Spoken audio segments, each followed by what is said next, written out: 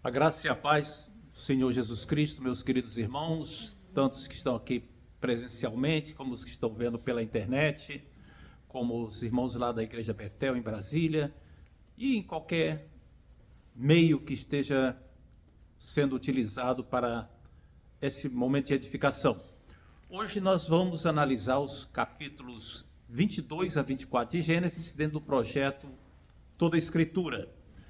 O tema geral dessa abordagem será Isaque, o filho da promessa.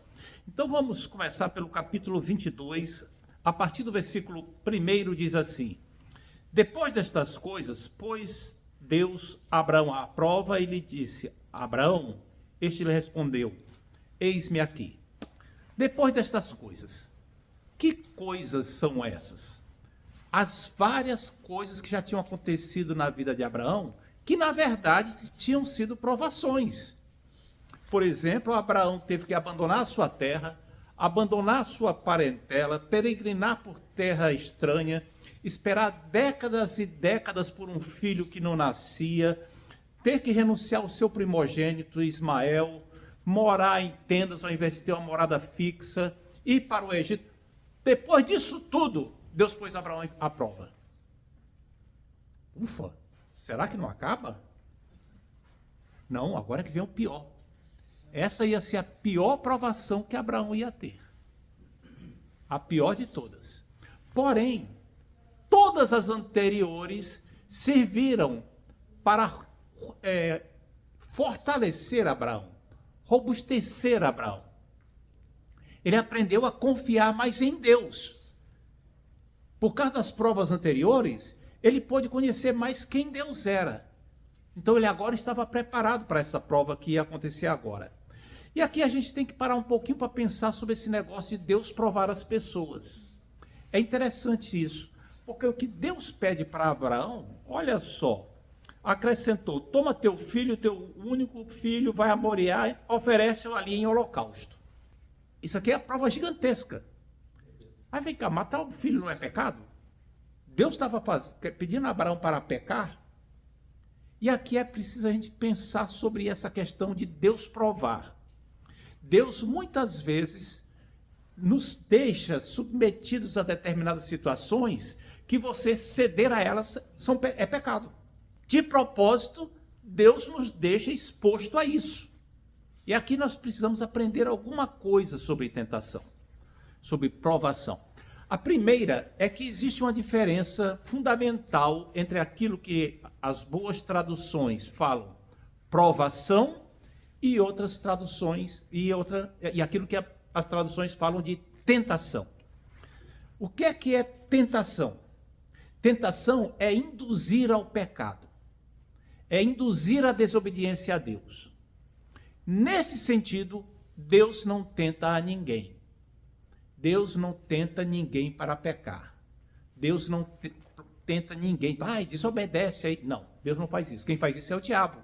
Quem faz isso é a nossa carne. Quem faz isso é o mundo. O que Deus faz é nos provar. O que é provar? As provações são dificuldades, sofrimentos enviados por Deus ou permitidos por Ele, porém, tudo sob o controle dele, com um propósito definido.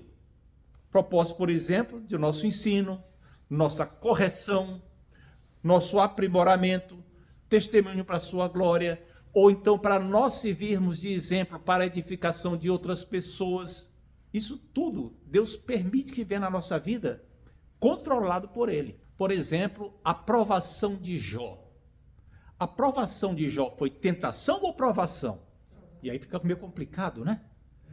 E aqui, para complicar mais um pouquinho, deixe-me contar um segredo para vocês, que fica só entre todos nós aqui. A palavra que é traduzida por provação no hebraico é a mesma palavra que é traduzida por tentação. A mesma coisa acontece no grego. Nas línguas originais, a mesma palavra pode ser traduzida por tentação ou por provação. E como é que a gente sabe a diferença? Por causa do contexto. Quando o contexto induz ao pecado, os bons tradutores traduzem por tentação.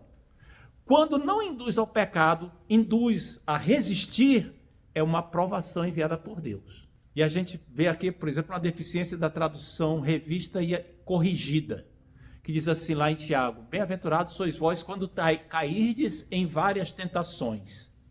Ora, cair tentação é bem-aventurado? É porque a palavra é a mesma. Já as outras traduções dizem assim: vocês serão bem-aventurados quando passarem por várias provações. Porque ali está falando de situações em que Deus controla. Deus está no controle para não fazer as pessoas pecarem. Então, por que é que Deus nos prova? O que é que pode acontecer? A razão fundamental é para Deus nos fortalecer. A razão fundamental é essa. Você pode comparar a provação enviada por Deus com uma atividade física. Já ouviram falar de levantamento de peso? Muito bem. Aquilo fortalece. A pessoa se acostuma lá a levantar 25, 30 quilos. Tem gente que levanta 50 quilos. Estou falando de pessoas normais. Tem os halterofilistas que levantam bem mais do que isso, né? Pessoas normais fortes, né? Pessoas normais fortes. Agora, Deus faz isso com você. Deus vai colocando 10 quilos para você levantar. Você se fortaleceu, Deus coloca 25, 30, 35, 40. Para quê? Para você ficar cada vez mais forte e poder ajudar os mais fracos. Para que a sua fé sirva de exemplo. Isso aconteceu, por exemplo, com Jó, que é o exemplo que eu estou tratando. Nós somos beneficiados pelo exemplo de Jó. Quem é que é mais beneficiado pelo que aconteceu com Jó? Jó teve a fortuna dele duplicada, teve mais filhos do que tinha tido antes, mas isso compensou o sofrimento que ele teve? Se perguntasse para ele: Jó, você preferia não ter passado pelo sofrimento? Ele ia preferir não ter passado. Mas nós somos beneficiados. Deus usou seu servo Jó naquela provação tremenda para que nós sejamos beneficiados. E às vezes acontece conosco. Nós podemos depois edificar outras pessoas por causa daquilo que nós passamos. Amém? Então está dando para entender? Por isso é que a Bíblia fala do valor de você resistir à provação. Outras coisas são interessantes de lembrar. Por exemplo, nem toda dificuldade é uma aprovação. Nem tudo aquilo que a gente passa é uma coisa enviada por Deus. Às vezes é consequência de nossos erros, de nossas más escolhas. A pessoa vem aí com excesso de velocidade, derrapa na neve, bate com o carro: eu estou passando por uma moenda, Deus está me fazendo sofrer. Deus não teve nada a ver com isso. Foi responsabilidade sua. Às vezes é a circunstância como um todo.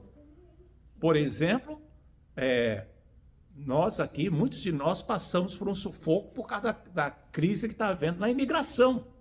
É isso que Deus está mandando para você? Não, você não é o único que está sofrendo com isso. A provação é individual. Às vezes o problema vem para todo mundo. Os irmãos lá na Jamaica, que estão sofrendo por causa de um furacão categoria 5. Aquilo é provação enviada por Deus para eles? Não, é uma crise que está acontecendo na natureza. Então, nem todo sofrimento é uma provação enviada por Deus. Segundo, e outro ensino para terminar aqui: Deus só prova em quem ele confia. Isso aqui é importante. Deus só prova as pessoas em quem ele confia que vão vencer, que podem servir de exemplo para outros. Se ele vê que a pessoa vai fracassar, ele não manda aprovação. Está lá em 1 Coríntios 10, 13. Que não veio sobre vós tentação alguma, provação alguma, tribulação alguma, senão aquela que vós podeis suportar. Porque Deus, com a aprovação, dará também o escape. Então Deus sai medindo o que cada um pode suportar. Daí é preciso ter muita prudência em julgar os outros que estão passando por tribulação. Fulano ali está na moeda do Senhor. Está vendo o que está acontecendo com ele? Aquilo ali, ó. Aquilo é a mão de Deus pesando. Meu querido, você não sabe se é a mão de Deus ou não. Agora, se for a mão de Deus, é porque Deus confia nele. Não vem sobre você porque Deus não confia em você. Você tinha que orar: Senhor, manda tribulação para mim, para eu ser digno de confiança, para eu amadurecer. Amém? Amém. Quem quer tribulação aí pode dizer amém? Não. Cuidado quando orar pedindo paciência. Senhor, me dá paciência, Senhor. Por quê? Porque a Bíblia diz que o que produz paciência é a tribulação. Diz assim, a tribulação produz paciência. Então, seja paciente sem ficar orando para receber. Tá? Faça um exercício, porque a tribulação é que produz paciência. Vamos para adiante, então. Aí Deus diz assim no versículo 2. Acrescentou Deus, toma teu filho, teu único filho, Isaque, a quem amas, e vai-te à terra de Moriá, e oferece um holocausto sobre um dos montes que eu te mostrarei. Aqui tem uma série de expressões que Deus fala, que como que vai enfiando o dedo cada vez mais profundo. Ou seja, parece até que Deus está querendo fazer Abraão sentir a dor de ter que sacrificar o filho da promessa. Primeiro chama de filho. Não é confortável sacrificar um filho. Não é. Abraão talvez não estranhasse muito, tá? Por que não? Porque no contexto em que ele vivia e de onde ele tinha vindo, havia sacrifícios de crianças. Ainda hoje existem sacrifícios de crianças. Ainda hoje pais sacrificam crianças aos ídolos, aos deuses. Ainda hoje. Não precisa ir muito longe, uma família amiga minha, a mãe ia levar os filhos para ser sacrificados quando foi interceptada por uma crente. A crente estava orando, Deus falou com ela e ela saiu de casa, correu para lá e dona fulana de tal, a fulana de tal não era convertida nessa época, eu não vou dizer o nome aqui, apesar disso ter acontecido há 50 anos atrás aproximadamente, mas pode ser que alguém conheça.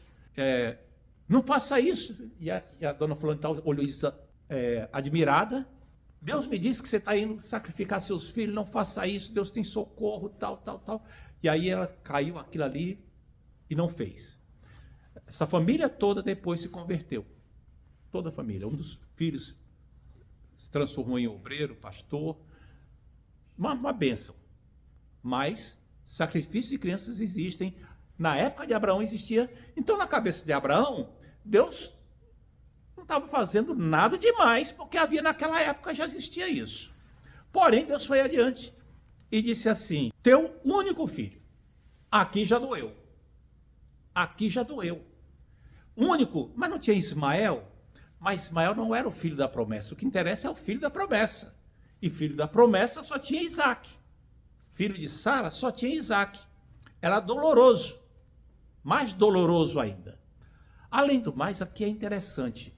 Aqui está falando de um sentido, num tom de exclusividade, teu único filho. Só que a tradução grega do Antigo Testamento, a Septuaginta, que é a tradução que foi usada pelos apóstolos para evangelizar os gentios, e que é usada para colocar várias referências no Novo Testamento, não fala teu único filho, fala teu filho amado. Substitui o tom de exclusividade por um tom mais relacional. Esse mesmo termo é que no Novo Testamento é utilizado para Jesus, lá no batismo. Este é o meu filho amado. Fazendo um link com a história de Isaque, na tradução grega. O teu único filho, e aí depois diz assim, Isaque, estão lembrados do que significa a palavra Isaque? Riso. Ou seja, aquele que te faz sorrir, teu único filho, teu filho amado, aquele que é a tua alegria, e depois repete, a quem amas. Por que essa ênfase toda? Para explicitar bastante o tamanho do sacrifício que Abraão iria ter que oferecer. A dor que iria. Mas tem um sentido mais profundo. Isso aqui ilustra, cada uma dessas expressões, ilustra aquilo que Deus sentiu ao nos dar o seu único filho, unigênito, seu filho amado, para morrer por nosso lugar. Isso aqui é uma ilustração do que Deus sentiu. E aí diz assim, vai-te à terra de Moriá. A terra de Moriá é o nome que se dá àquela cordilheira de montes onde fica Jerusalém e o Monte Calvário. O lugar onde séculos depois seria construído o Templo de Jerusalém. Como é que a gente sabe disso? Porque está lá no livro de Crônicas, capítulo 3, versículo 1. Segunda Crônicas 3:1. Começou Abraão a edificar a casa do Senhor em Jerusalém, no Monte Moriá, onde Deus aparecera a Davi. E olha que significativo. O filho da promessa, único filho, filho amado, deveria ser sacrificado no mesmo monte em que séculos depois o filho unigênito de Deus também seria oferecido em sacrifício. Vá percebendo a quantidade de coisas que tem aqui relacionadas. Muito bem, Abraão prontamente se levantou, no capítulo 4, no versículo 4, diz que ele pegou a lenha e pegou o material todo e foi. Ao terceiro dia, erguendo Abraão os olhos, viu o lugar ao longe. Estava agora ele com o cutelo, com um jumento lá, 2 servos acompanhando, e foram peregrinando. Passaram 3 dias nessa peregrinação. Por quê? Porque de Berseba, onde ele estava, até a região de Moriá, são cerca de 72 quilômetros. Então é a distância para percorrer em 3 dias. No versículo 5, Abraão diz assim: então disse a seus servos: esperai aqui com o jumento, e eu e o rapaz iremos até lá, e havendo adorado, voltaremos para junto de vós. Abraão aqui agora faz uma declaração surpreendente. Ele sabia que até que ia oferecer o menino em holocausto. Holocausto é um sacrifício onde a vítima é totalmente queimada. Mata-se a vítima, escorre o sangue, toca fogo em tudo. Não era um sacrifício comum, nem todo sacrifício era holocausto, como vocês sabem, e pode ser visto lá em Levítico. A maior parte dos sacrifícios não era holocausto. O holocausto era a queima total, era uma dedicação total a Deus, era isso que ele significava. E Abraão disse assim: tendo adorado, nós voltaremos. Abraão esqueceu? Falou isso para enganar Isaac? O que é que está acontecendo? Lá no Novo Testamento, fala que Abraão compreendia que Deus era poderoso para ressuscitar Isaac dos mortos. Ele sabia, ele tinha aprendido que Deus ia cumprir a promessa. Acontecesse o que acontecesse, Deus iria cumprir a promessa. Ele já estava forte para saber isso. E aí Abraão chega lá para cima, até que no caminho Isaac diz assim: papai, tem uma coisa estranha aqui. Temos a lenha, temos o fogo, mas cadê o cordeiro para o holocausto? E aí, no versículo 8, respondeu Abraão: Deus proverá para si, meu filho, o cordeiro para o holocausto. Deus proverá para si o cordeiro. É uma frase que mostra a fé de Abraão, mas tem também um sentido profético. Por quê? Porque quando foi no futuro, Deus proveu para si o cordeiro que tira o pecado do mundo. Deus iria prover esse cordeiro no futuro. Abraão não sabia disso, mas estava profetizando. Até que chegou um momento em que Abraão amarrou o menino e o menino obedeceu. O rapaz obedeceu. O menino agora, que eu estou chamando de menino, não era mais um menino. Era um adolescente, 17, tanto é que ele é chamado de rapaz aqui, 17, 18 anos. Ele obedeceu, aceitou ser oferecido em sacrifício. Qualquer outra situação, que ele está maluco, papai? Está me amarrando por quê? Que é isso? Para com isso. Não. Ele se submeteu, foi obediente, aceitou aquilo ali. Por quê? A fé do pai havia passado para ele. Ele tinha recebido aquela convicção de que Deus também tinha um plano para ele. Ele confiou, simplesmente confiou. E Abraão preparou-se para matar o menino, e até que ele foi interrompido no sacrifício que ia fazer. O anjo falou que ele não fizesse aquilo, que Deus agora tinha visto que ele tinha fé, que ele obedecia a Deus. E no versículo 12, disse-lhe então o anjo: não estendas a mão sobre o rapaz, nada lhe faça, porque agora sei que temes a Deus, porque não me negaste o filho, o teu único filho. Versículo 13, tendo Abraão erguido os olhos, viu atrás de si, preso pelos chifres dos arbustos, um carneiro. Tomou Abraão o carneiro e o ofereceu em holocausto em lugar do seu filho. Então aqui está claramente mostrando o carneiro que foi oferecido em lugar do filho. Ou seja, foi um sacrifício substitutivo. Alguma coisa no lugar. A mesma coisa que acontece a nosso respeito. O Cordeiro de Deus foi oferecido em nosso lugar. João 1,29 fala de João Batista dizendo: eis o Cordeiro de Deus que tira o pecado do mundo. Primeira Epístola aos Coríntios 5,7 diz assim: pois também Cristo, nosso Cordeiro Pascal, foi imolado. 1 de Pedro 1,18 e 19, sabendo que não foi mediante coisas corruptíveis como prata ou ouro que fostes resgatados de vosso fútil procedimento que vossos pais vos legaram, mas pelo precioso sangue, como de cordeiro sem defeito e sem mácula, o sangue de Cristo. Cristo é o Cordeiro de Deus que morreu no nosso lugar. Aquele Cordeiro que morreu no lugar de Isaque prefigurava a Jesus Cristo, que morreu em nosso lugar. Capítulo 22, versículo 14, tem uma coisa que é interessante comentar. E pôs Abraão por nome àquele lugar, o Senhor proverá. Daí dizer-se, até o dia de hoje, no monte do Senhor se proverá. A palavra Moriá, no hebraico, soa parecido com proverá. Tá? Tem um jogo de palavras aqui. Abraão colocou aquele nome ali. Mas é interessante essa nota que diz que no monte, até o dia de hoje se diz que no monte do Senhor se proverá. Até o dia de hoje não é hoje, 2025 não, né? É no dia em que o redator deu essa forma aqui ao Gênesis.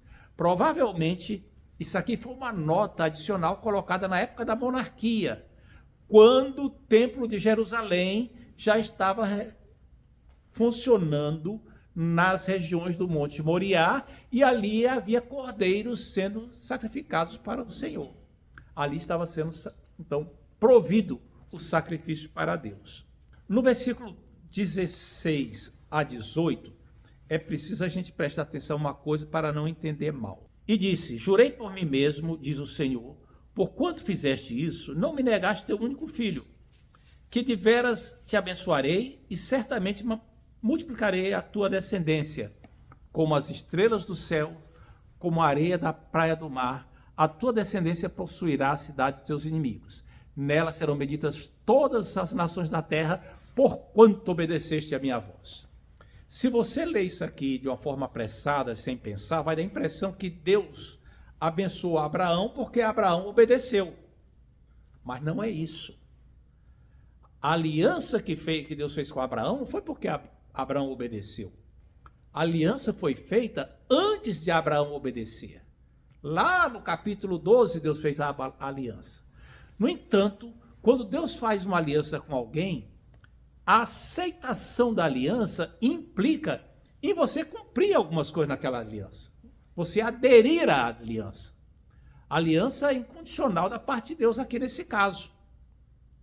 Mas Abraão precisava corresponder ao que Deus tinha falado. Sai da tua terra, da tua parentela, vai para a terra que eu te mostrarei. Era isso que implicava a aceitação da aliança. Então, Deus tem compromisso com aqueles com quem ele faz a aliança, se as pessoas forem comprometidas com a aliança.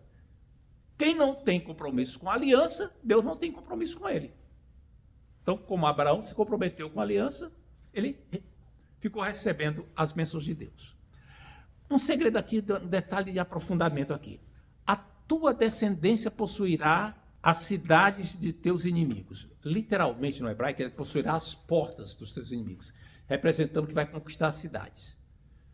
Que descendência é essa? O que é que ele está falando isso aqui? No sentido mais claro, seria o povo de Israel. Num sentido mais profundo, seria Davi que iria conquistar as cidades e ampliar o reino. Ou num sentido ainda mais profundo, seria falando daquele que iria edificar a igreja e as portas, nem mesmo as portas do inferno, iriam resistir a ele. A gente não sabe qual é o nível de profundidade aqui. Mas Deus fala coisas que às vezes a gente nem sequer entende, porque de tão profundas que são, vão além daquilo que a gente é capaz de perceber num primeiro momento. O que é que essa essa provação de Abraão pode nos ensinar aqui? Primeiro, a coisa que tem que nos ensinar é que a obediência importa. A obediência importa. Deus se relaciona conosco através da aliança feita em Cristo, mas é importante estarmos em obediência. Depois nós vamos tentar aprofundar um pouquinho mais isso aqui, mas deixe só dar uma palavrinha aqui sobre isso. Às vezes, a aliança com Deus implica em você aceitar determinadas coisas que são inacreditáveis, que vão além do racional.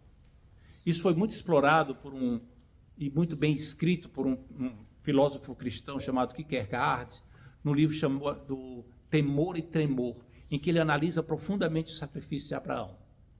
E ele mostra que Abraão teve que fazer uma coisa absurda, porque Deus pediu. Onde ele arranjou força para isso? Pela confiança que ele tinha em Deus. Crer é um desafio. Crer, a vida cristã é um desafio de fé. É você aceitar determinadas coisas que seriam inaceitáveis para outras pessoas. É você fazer determinadas coisas porque você está convicto de que Deus é fiel para lhe recompensar por aquilo que ele está fazendo. Vai muito além daquilo que é racional. Não é que seja irracional, não. A fé não é irracional, mas às vezes ela vai além daquilo que é racional. Ela vai no ponto que a racionalidade não alcança.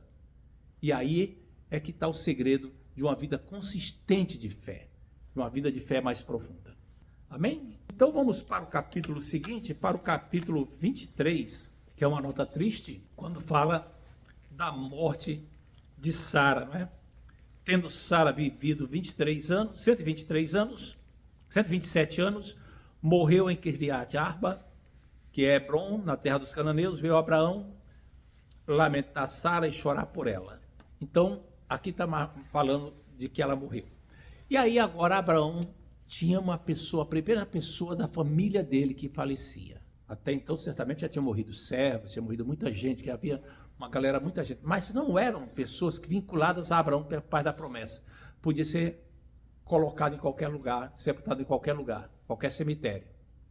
Mas Sara era como carne da carne de Abraão. Então ele queria colocá-la num lugar que fosse terra dele, que era terra que fosse do povo dele. E ele se dispôs a comprar esse lugar aí. E aí ele foi, e no versículo 4, diz que ele pediu ao povo da terra ali, aos filhos de Et, né, que são os hititas: sou estrangeiro e morador entre vós, dá-me posse da sepultura convosco, para que eu sepulte minha morta. E o pessoal disse assim: não, pode sepultar em qualquer sepultura aqui, ninguém vai negar a sepultura para ela. Ele: não, eu quero a posse, eu quero o lugar para possuir. Como que um penhor do que viria a acontecer no futuro, quando toda a terra fosse da descendência de Abraão. Ele queria comprar aquilo ali. E aí ele disse: não, mas ninguém vai negar, então você pode comprar o que quiser. Aí ele disse assim: então eu quero comprar a cova de Macpela, que está no final do campo de Efron. E aí começou uma série de negociações típicas do Oriente Médio, de barganha, e faz mesura, e pechincha, e faz aquilo tudo. O camarada dizendo: não precisa, eu estou pelo preço que você quiser, não precisa comprar. E Abraão: não, eu quero comprar. Por que Abraão não aceitou? Disse: não, eu lhe dou dado. Tá, no versículo 12 a 16, o Efron oferece, dá de graça para ele. Por que Abraão não aceitou? Porque ele iria ficar devendo um favor para Efron. Ele e os descendentes dele seriam devedores de favores para Efron pelo resto da vida. E ele não queria dizer para como ele disse, a mesma coisa para o rei de Sodoma: não quero que se diga que Efron abençoou Abraão. Ele disse também para o rei de Sodoma: não quero que se diga por aí que o rei de Sodoma abençoou Abraão. Não, eu pago o que você estiver exigindo, o quanto que for. E o Efron disse: tá bom. E aí foi e disse assim: já que é assim. Aí lá no versículo 15 ele diz assim: o terreno vale 400 ciclos de prata. 400 ciclos de prata. Naquela época não existia moeda ainda. As moedas só foram inventadas por volta do século, no século VII a.C., por volta de 650 a.C. Até esse momento aqui, nós estamos falando por volta de 2000 a.C., as coisas eram feitas, as transações comerciais eram feitas por meio de troca de mercadoria ou pequenas peças de prata, cobre, ouro, prata, pequenas peças de peso diferente. Você vai nos museus, aí tem, no Museu da Bíblia tem, balanças com os pezinhos que eram usados para isso ali. Então aqui no caso, o que era corrente era ciclo de prata. O ciclo de prata era uma pecinha de prata que pesava cerca de 12 gramas. Ou seja, o cara pediu 400 ciclos de prata. O que é que dá isso? Quanto vale isso? Cerca de 4,8 kg de prata. Você pode não saber quanto é que vale a prata, mas você sabe que mais de 4,5 kg de prata vale muito dinheiro. O Efron não meteu o dedo não, ele meteu foi o dedo, a mão, foi o braço até o cotovelo. Aproveitou para explorar ao máximo. Como é que a gente sabe disso? Comparando com o preço de outras coisas que tem no Antigo Testamento. Por exemplo, quando Davi comprou a eira de Araúna, lá para construir o templo, com os bois e tudo, ele pagou 50 ciclos de prata. Aqui o cara comprou 400. Jeremias, quando comprou o terreno lá que está em Anatote, lá na época antes da invasão babilônica, 17 ciclos de prata, um terreno inteiro. E o cara aqui cobrou 400. Ele foi realmente abusado, né? Mandou lá. Mas comprou. Comprou e no versículo 20 diz assim: e assim, pelos filhos de Ate, se confirmou a Abraão o direito do campo e da caverna que nela estava em posse de sepultura. Essa mentalidade de comprar terra para ter a posse da terra e depois poder habitar nela, construir coisas nela, contaminou a história de Israel. Quando houve o movimento sionista no século XIX, os judeus começaram a comprar terras dos árabes em Israel, para poder depois voltarem. E isso é que deu origem ao Estado de Israel que está lá hoje. Aquelas terras foram compradas dos árabes, e Israel está lá. Tudo foi sendo comprado. E esse zelo pelo morto, pelo corpo do morto, que Abraão demonstrou aqui, também se propagou pela história do povo de Israel. Locais de sepultura, os ossos, tudo isso é considerado sagrado, tanto é que ainda hoje se encontram ossadas, guardadas em urnas direitinho, das pessoas que morriam naquela época. Ossadas da época de Jeremias, a ossada do rei Josias, por exemplo, e outras pessoas que foram encontradas, estão preservadas lá, as urnas com essas coisas todas. Daí você entende o que está acontecendo hoje, depois que o Hamas atacou Israel em 2023, levou os reféns, o zelo que os israelenses têm para recuperar os corpos dos seus mortos. Os americanos se dispuseram a apoiar Israel para acabar de vez com o Hamas. E os israelenses não quiseram, porque isso iria impedir de ter os mortos de volta. O Trump depois comentou em reunião que não tinha entendido que o amor pelos corpos dos reféns era tão grande a ponto de Israel não querer atacar o Hamas. E que ele ia respeitar isso. Muito bem, final do capítulo 23, vamos para o capítulo 24. Abraão manda seu servo buscar uma mulher para Isaac. Aqui é uma história fantástica, uma história de romance maravilhosa, uma coisa linda, não é? Uma obra de literatura primorosa, que daria filmes e filmes e tal, daria até uma minissérie, uma novela, talvez de 30 capítulos, mais do que isso talvez não. Mas é muito bonita a história, muito densa, muita coisa aqui. E é interessante que aqui a gente vê algumas coisas fantásticas. A direção de Deus, como a provisão de Deus em cada momento, o zelo de Abraão de poder colocar alguém da família envolvida com seu filho, e não uma cananeia qualquer. Mas tem uma coisa que tem que chamar a nossa atenção, e eu quero levantar isso logo aqui de saída. O desapego do servo de Abraão. Aqui não tem o nome dele. Lá, antes a gente sabia que Abraão tinha um servo chamado Eliezer. Aqui não diz o nome do servo. Só diz que ele era o maioral na casa de Abraão, o mordomo, era o chefe servo, era o grande administrador da casa de Abraão. Mas não tem nem o nome dele. O tempo inteiro esse camarada foi fiel ao que Abraão colocou. O tempo inteiro ele busca o bem do seu senhor e do filho herdeiro. O tempo inteiro ele está sempre defendendo os interesses do seu senhor. Essa fidelidade toda é uma coisa maravilhosa, é coisa linda, que merece a gente ter isso em mente. Muito bem, capítulo 24, verso 1 diz assim: Era Abraão já idoso, bem avançado em anos, e o Senhor em tudo o havia abençoado. Ou seja, em tudo havia abençoado, quer dizer que Deus cumpriu todas as promessas para com ele. Terra não tinha ainda, mas a promessa era para os descendentes. Mas bens, prosperidade, herdeiro, tinha acontecido tudo. Deus tinha abençoado, todas as promessas cumpridas. Agora o herdeiro tinha que casar. E aí ele chama Eliezer e diz assim: vai lá na minha terra natal, a 2 meses de viagem daqui, procura lá uma esposa para meu filho. E o camarada perguntou para ele: mas se a mulher não quiser vir, eu levo Isaac para casar lá? Não! Olha só o que está no capítulo 24, versículo 6. Respondeu-lhe Abraão: cautela, não faças voltar para lá meu filho.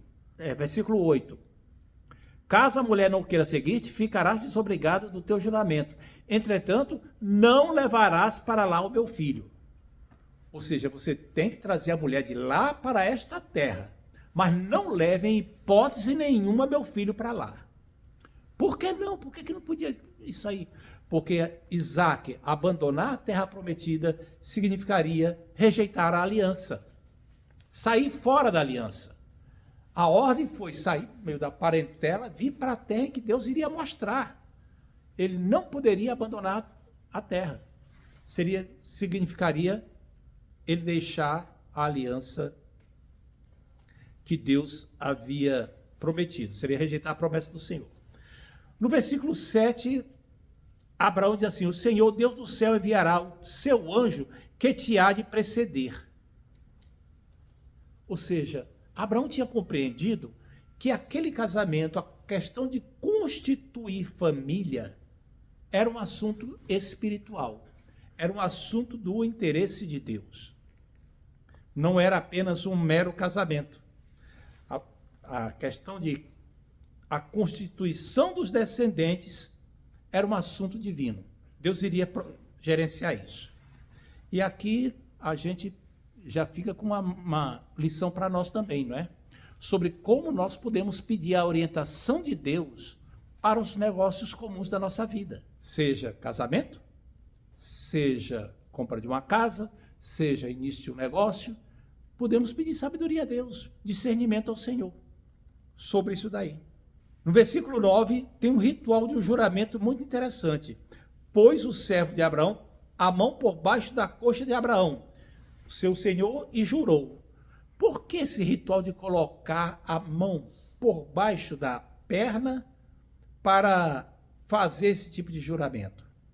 É porque formalizava o juramento como sendo uma coisa tão solene que estava relacionado com a questão da transmissão da vida. Porque ali fica perto dos órgãos genitais, a mão por baixo da coxa. Então, era um juramento que não poderia ser quebrado por nada.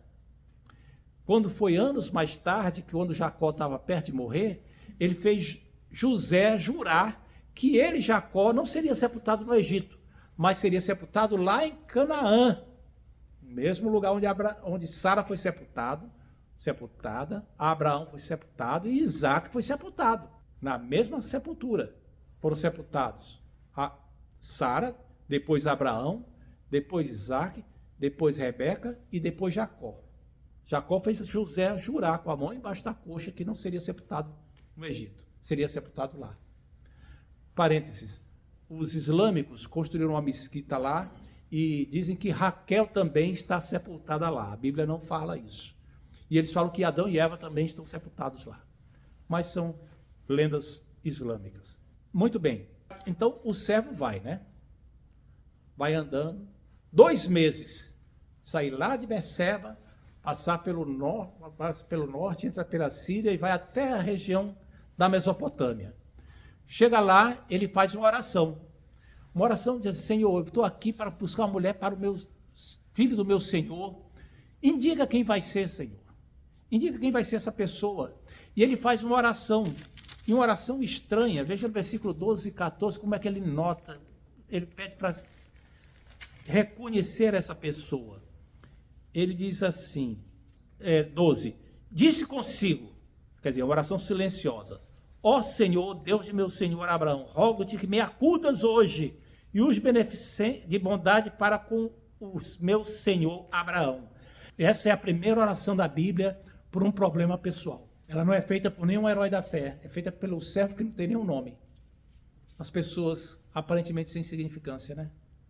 Primeira oração da Bíblia por um problema pessoal. Versículo 13. Eis que estou ao pé da fonte de água, e as filhas dos homens dessa cidade saem para tirar água. Dá-me, pois, que a moça a quem eu disser, inclina o cântaro para que eu beba, e ela me responder, bebe, e darei ainda de beber aos teus camelos, seja a que designaste para teu servo Isaque, e nisso verei que usaste de bondade para com o meu senhor. Ele está pedindo aqui agora que a moça seja hospitaleira, cordial, né? Darei água para você, e trabalhadora, vou dar água para seus camelos. Ora, quantos camelos eram? 10 camelos. Era uma comitiva que estava acompanhando, 10 camelos. Dá água para camelo. Camelo bebe água para caramba. Um camelo bebe de cada vez que ele vai beber água, assim passa semanas sem beber água, 2, 3 semanas sem beber água. Mas ele bebe de 100 a 200 litros de água. Então, por baixo, 1000 litros d'água para dar aqueles camelos lá. Como é que ela conseguia essa água? Ela descia até a fonte, enchia o cântaro, trazia lá 4, 5 litros, ia para o lado de fora e colocava no bebedouro dos camelos. Voltava, pegava mais água, voltava. O servo está pedindo aqui agora que Deus indique para ele alguém que seja da família de Abraão, mas que seja uma moça que não seja uma dondoca. Seja uma mulher hospitaleira e trabalhadora, vigorosa. E Deus atende. Deus atende. Aliás, era bom que nossos jovens também aprendessem a pedir ao Senhor cônjuges assim, né? Que fossem hospitaleiros e trabalhadores, né? E Deus atendeu a isso daí, né? Uma moça hospitaleira e trabalhadora. Ele vai e vê aquela moça, que é Rebeca, fala com ela, a moça atende e diz: eu vou dar água para você beber, pode beber aqui. E vou dar água para os seus camelos também. Do nada, a Rebeca disse isso, do nada. E começou a tirar água. E ele ficou olhando, olhando. Quando ela acabou de fazer aquilo tudo, ele pegou, está no versículo 22, que ele deu para ela um pendente de ouro de meio ciclo de peso e 2 pulseiras de 10 ciclos de ouro. Ou seja, o pendente é uma argola que prende no nariz, tá? Não é um brinco, não, é uma argola. Lembre que aquilo ali é uma civilização do Oriente Médio, tá? É uma coisa estranha para nós. Mas de ouro lá, pesando meio ciclo, e 2 pulseiras de ouro pesando 10 ciclos cada. Ou seja, 6 gramas de ouro no pendente e 120 gramas de ouro nas pulseiras. É bastante coisa. Ele deu isso aqui tudo como recompensa pelo trabalho dela. Depois que ele recompensou o trabalho dela, ele pergunta assim: moça, diga onde você é? Quem são seus pais? Tem lugar lá para eu me hospedar? E aí é que a Rebeca falou no versículo 24. Quer fazer uma pergunta? Então não é pecado usar o marido, não é? Essa questão de que crente usa, crente que não usa, não está diretamente relacionada com a coisa em si. Está mais relacionado com a mensagem que transmite na nossa cultura. Com quem é que você está se identificando quando usa aquilo. Não é a coisa em si que é pecaminosa. Muito bem. Versículo 24, ela responde: sou filha de Betuel, filha de Milca, a qual deu à luz a Naor. E acrescentou: temos palha e muito pasto, lugar para passar a noite.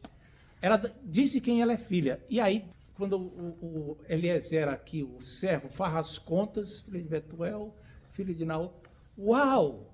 Então ela é neta do irmão mais novo de Abraão, do que sobreviveu. Porque o Arão morreu e sobreviveu o Naor. Então ela é neta do irmão de Abraão. Então, por aí você pensa, se ela é neta do irmão mais novo de Abraão, então ela é muito mais nova do que o Isaac, porque o Isaac era filho de Abraão. Tem o Abraão aqui, tem o irmão mais novo. Não é? O irmão mais novo gerou um filho, Betuel. Esse Betuel é que teve Rebeca. Abraão já teve Isaac direto. Então existe uma desproporção de idade muito grande entre Isaac e Rebeca. Rebeca provavelmente tinha idade de ser filha de Isaac. Era muito mais nova do que ele. Não é? Muito bem. Aí no versículo 27, ele vai e diz o seguinte: e disse o homem se inclinou, adorou o Senhor. Versículo 27, bendito seja o Senhor, Deus de meu senhor Abraão, que não retirou sua benignidade e sua verdade do meu Senhor. Quer dizer, quem é abençoado não sou eu, é o meu Senhor que está sendo abençoado. Tudo refere ao Senhor. Note como o servo não fala nada de si mesmo. Ele não diz assim: Deus abençoou o meu caminho para encontrar a Rebeca. Não, Deus abençoou o meu Senhor e eu encontrei a Rebeca. Ele não fala de si mesmo, é sempre referindo ao seu Senhor, ao filho, ao Abraão e ao filho. E usa duas expressões aqui: benignidade e verdade. Essas palavras, benignidade e verdade, no hebraico, Hesed e Emet, são duas palavras que são repetidas juntas em alguns outros lugares da Bíblia. No versículo 49, fala em benevolência e verdade. São as mesmas palavras no hebraico. Lá em Êxodo capítulo 34, verso 6, quando Moisés está escondido atrás da rocha, que o Senhor passa por ele, ele vê a glória do Senhor, ele passando o Senhor diante dele, clamou: Senhor, Senhor, Deus meu, grande em misericórdia e fidelidade. São as mesmas palavras. Esse conjuntinho de palavras aparece várias vezes na Bíblia, juntas, como uma característica divina que é desejável, que as pessoas anseiam por ela. O que é que cada uma delas representa? A primeira palavra, que é transmitida aqui por benignidade, recebe, é o amor gracioso e leal de Deus para com aqueles com quem ele tem aliança. Amor gracioso, quer dizer, de graça, e leal de Deus para com aqueles com quem ele tem aliança. Essa palavra é traduzida na Bíblia por bondade, benignidade, fidelidade, benevolência, misericórdia, depende do local onde ela está. A segunda palavra é normalmente traduzida por fidelidade, verdade e firmeza. O sentido é transmitir certeza, credibilidade, confiabilidade. Muito bem. Qual é o ponto aqui? O ponto é que quando você chega no Novo Testamento, lá no início do Evangelho de João, João 1,14, diz assim: e o Verbo se fez carne e habitou entre nós, cheio de graça e de verdade. E vimos a sua glória como a glória do unigênito do Pai. Graça e verdade são as traduções gregas daquelas palavras em hebraico. O que o Novo Testamento está dizendo é o seguinte: que aquelas coisas que Deus tem ali, que as pessoas podiam desejar, elas são transmitidas pela aliança que está em Cristo. Em Cristo nós podemos alcançar estas coisas: graça, benevolência, com certeza, confiabilidade. Isso não é uma coisa exclusiva do Deus do Antigo Testamento. Não. Isso é uma coisa de Deus. E ela existe para com aqueles que têm aliança com Deus em Cristo. Nosso Deus é confiável. Glória a Deus. Muito bem. Aí o que aconteceu é que Rebeca, depois de ver isso tudo, ela correu para casa para contar aquela coisa estranha que está acontecendo. O cara deu pulseira para ela, deu ouro, deu pingente e adorou a Deus, fez essas declarações lá. Ela correu. Aí encontramos aqui o maninho dela, o Labão, que o pastor Saião diz que Labão, como é que é? Que o Jacó se achava espertalhão, mas o titio Labão tinha pós-graduação. Ele faz um jogo de palavras engraçado. O pastor Luiz Saião, ele gosta muito de jogos de palavras, né? E aí veja o que está no versículo 29. Ora, Rebeca tinha um irmão chamado Labão. Este correu ao encontro do homem junto à fonte. Pois, quando viu o pendente e as pulseiras nas mãos da irmã, tendo ouvido as palavras de Rebeca, sua irmã, lhe dizia, assim me falou o homem, foi Labão ter junto com ele, que estava de pé, junto aos camelos, junto à fonte, e lhe disse, bendito do Senhor, por que estás aí fora? Pois já preparei um lugar na casa e para os camelos, vem para cá. O Labão, então, os olhinhos dele cresceram em cima daquilo ali. Note como vai antecipando a personalidade das pessoas, porque a gente vai encontrar lá adiante na narrativa bíblica. Bom, aí o servo entrou na casa e começou a explicar por que é que ele estava lá, o que é que tinha acontecido. E contou toda a história, e contou que Deus tinha abençoado bastante a Abraão com camelos, jumentos, servos, servas, com muitas riquezas e prata e ouro. O servo usando de sabedoria para fazer crescer a vontade na família de deixar a Rebeca ir. E também alimentar a vontade de Rebeca ir. Era o papel dele, servo, enaltecendo lá aquele que, para cumprir bem a missão dele. E aí, quando foi mais adiante, o pessoal ouviu, e aí o Betuel, já velhinho, bem velhinho, tanto é que ele era bem mais velho, né? E provavelmente já sem muita ação, porque todas as iniciativas, você vai notar no texto, que são tomadas pela mãe de Rebeca e pelo irmão Labão, eles disseram, realmente não podemos dizer nada, isso procede do Senhor. Eles creram na direção divina na vida de Abraão.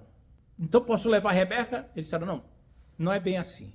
Vamos fazer o seguinte, temos que perguntar para ela se ela está disposta a ir.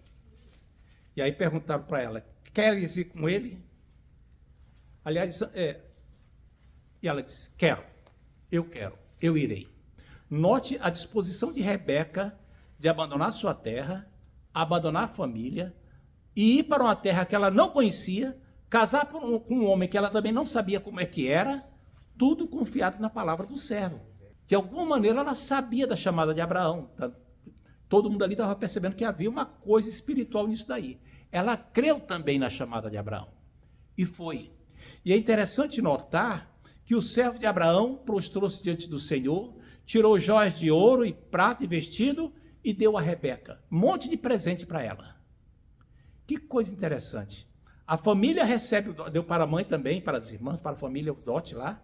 Deu um dote para a Rebeca. E Rebeca recebeu uma antecipação daquilo que seria dela no futuro, como esposa. Tipo assim, um penhor do que ela iria ter no futuro, do que ela iria receber. Tudo isso aqui tem muito a ver com a história da salvação que nós fazemos parte. Você nota aqui que Deus está providenciando a família do herdeiro para que a descendência de Abraão cresça sob o controle dele, para que no futuro venha aquele que é a semente da mulher prometida por Deus, que vai nascer lá em Belém, séculos depois. Deus está controlando a história para que tudo aconteça de acordo com os planos dele. Cada uma dessas coisas. Eu quero encerrar fazendo aqui um paralelo entre a história toda de Isaac e a história de Jesus Cristo. É perigoso a gente entrar por esse caminho de procurar simbolismo na Bíblia, porque as pessoas tendem a interpretar a Bíblia de uma maneira alegórica, e a interpretação alegórica é errada. Aqui, Isaac representa Isaac, Rebeca representa Rebeca, o servo é o servo. Todos eles são pessoas físicas, literais, que estão cumprindo seus papéis. Porém, o que acontece na vida deles nos lembra um ensinamento bíblico. Nós não tiramos o ensinamento bíblico a partir dessa história. Nós olhamos o ensinamento bíblico, claro, e dizemos assim, interessante como tem correspondência aqui, como tem coisas que ilustram. E existem muitas coisas na vida de Isaac que ilustram a história da salvação.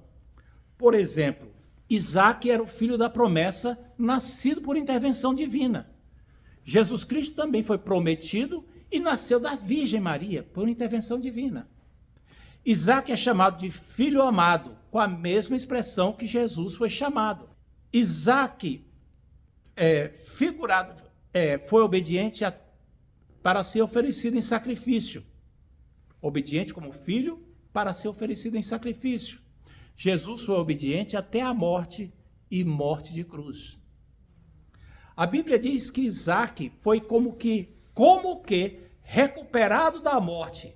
Lá em Hebreus diz que figuradamente Abraão o recuperou da morte, como se tivesse morrido e trazido de volta da morte pela intervenção de Deus. Mas a realidade é que Jesus morreu e Deus o ressuscitou e o trouxe de volta da morte. A Bíblia conta que Abraão enviou seu servo para escolher uma esposa para seu filho.